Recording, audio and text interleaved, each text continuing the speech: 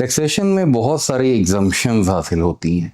ये एग्जम्पशंस कैसे मिलती हैं, इनका तरीकाकार क्या है, आज इसकी ज़रा टेक्निकल साइड को डिस्कस करते हैं।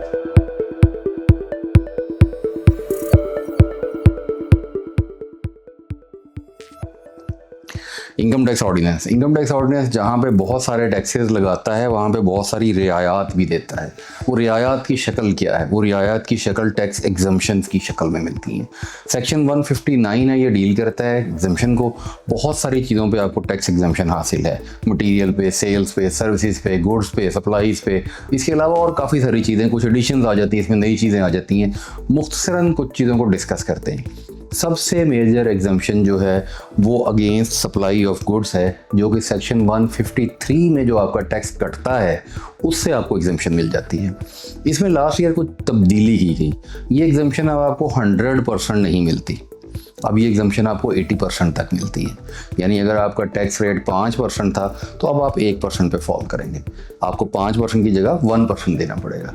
अच्छा, ये एग्जम्पशन लेने का तरीक़ाकार क्या है? ये एग्जम्पशन आपके IRIS के लॉगिन से अप्लाई होती है। आप अपने डॉक्यूमेंट साथ लगाते हैं। डॉक्यूमेंट साथ क्या लगते हैं? एग्जम्पशन लेने के लिए कमिश्नर मेक श्योर करता है कि आपने अपना वाजिबुल अदा टैक्स जमा करवा दिया है। फॉर एग्जाम्पल, आप 6 माह की एग्जम्पशन अप्लाई कर रहे हैं या 6 माह की एग्जम्पशन दी जा रही है, तो वो पिछले साल से जो आपका फार्मूला है 147 का टैक्स बढ़ा के देने का, वो उसके मुताबिक कैलकुलेट करते हैं। 120% पिछले साल से इंक्रीज़ करेंगे, उस पर टैक्स लगाएंगे। अगर मिनिमम लगता है तो मिनिमम लगाएंगे, अगर प्रॉफिट पे लगता है तो प्रॉफिट पे लगाएंगे। वो देखेंगे कि ये वाला टैक्स आपने जमा करवा दिए, या अगर ये सेकेंड क्वार्टर चल रहा है तो आपका इस साल में वो टैक्स डिडक्ट हो गया होगा, या आप अपना पिछले साल का अगर कोई रिफंड पड़ा है तो वो एडजस्ट करवा दें करंट ईयर की डिमांड के अगेंस्ट। तो आपका जो वाजिबुल अदा टैक्स है वो अगर अदा हो गया है तो आपको वो 80% तक की टैक्स एग्जम्पशन दे देता है against your withholding tax deduction under section 153 he deal करता है सर्विसेज को। सर्विसेज में भी कुछ एग्जम्पशंस आपको हासिल हैं। अच्छा, इसके साथ साथ कहीं पे रिडक्शंस अवेलेबल हैं। रिडक्शन सेकंड शेड्यूल में अवेलेबल हैं जिनमें tax rate he with holding का कम है। जैसा कि 5 जो रिड्यूस रेट सेक्टर हुआ करते थे, जिनको ज़ीरो रेट सेक्टर कहा जाता था, textile, leather, sports, surgical, carpet, ये वो इंडस्ट्री थी जिनको रिड्यूस रेट या ज़ीरो रेट का दर्जा दिया गया। इन पे जो विद होल्डिंग के टैक्स रेट्स हैं वो वैसे ही कम है। फॉर एग्जाम्पल, अगर रेगुलर रेट 4.5% या 5% या 5.5% है तो इनका रेट 1% है। तो जब आपको 1% पे एग्जम्पशन मिलेगी तो वो 0.2% आपकी रह जाएगी।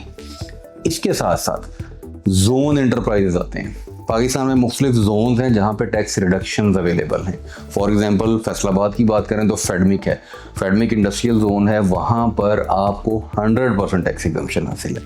वहाँ पे आपको ये 80% नहीं मिलेगी, वहाँ पे आपको 100% टैक्स एग्जम्पशन मिलेगी। इसी तरह से इंपोर्ट ऑफ मटेरियल पे कुछ एग्जम्पशंस हासिल हैं, इंपोर्ट ऑफ मशीनरी पे कुछ एग्जम्पशंस हासिल हैं। इसके साथ साथ गवर्नमेंट मुख्तलिफ प्रोजेक्ट्स के ऊपर भी एग्जम्पशन देती है कि आप इस प्रोजेक्ट में अगर काम करना चाह रहे हैं, जैसे आप जानते हैं EVs पे एग्जम्पशंस मिले, रिड्यूस रेट मिले, सोलर पे मिले, तो ये बहुत सारी जगहों पे आपको रिडक्शंस या एग्जम्पशंस हासिल होती हैं जो कि आप ले सकते हैं। पिछले साल एक बड़ी इंपॉर्टेंट अमेंडमेंट आई, जिक्र करना बड़ा ज़रूरी है। जब आप अपना घर बेचते हैं, सेल ऑफ एसेट के ऊपर 236C का टैक्स लगता है, उसमें भी एक एग्जम्पशन अलाउ की गई है। अगर आपका कोई ऐसा घर है जो कि 15 साल से आपकी मलकियत है और वो डिक्लेयर्ड है, यानी वो आपने अपनी वेल्थ स्टेटमेंट में डिक्लेयर किया हुआ है और आप 15 साल से उसमें खुद रिहाइश पजीर हैं, तो उस पर भी आपको 236C की एग्जम्पशन मिल जाएगी।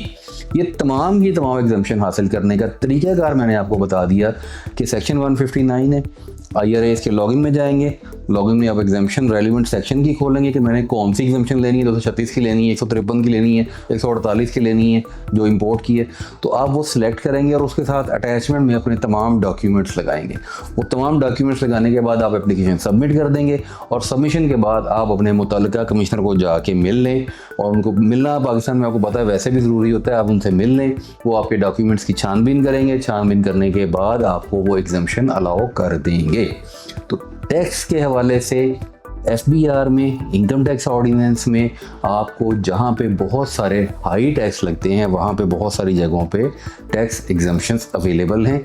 सिर्फ समझने की बात ये है कि आपने ये देखना है कि आप जिस सेगमेंट में बिजनेस कर रहे हैं, जो काम कर रहे हैं, उसमें आपको कोई एग्जम्पशन हासिल है। अगर कोई एग्जम्पशन हासिल है तो आप वो कैसे लेंगे।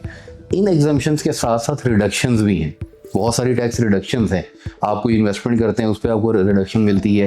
पहले इंश्योरेंस पे रिडक्शन हुआ करती थी, वो ख़त्म हो गई, और इस तरह की बहुत सारी चीज़ें अभी भी अवेलेबल हैं। रिडक्शंस का एक पूरा चैप्टर है जो कि बहुत सारी जगहों पे आपको रिडक्शंस अलाउ करता है कि आपने अगर ये काम किया हुआ है। Pension fund, approved pension fund है।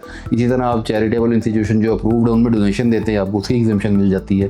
तो ये वो चीज़ें हैं जो कि आप हासिल कर सकते हैं अपार्ट फ्रॉम कि आप बहुत ज़्यादा हैवी टैक्सेस दे रहे हैं।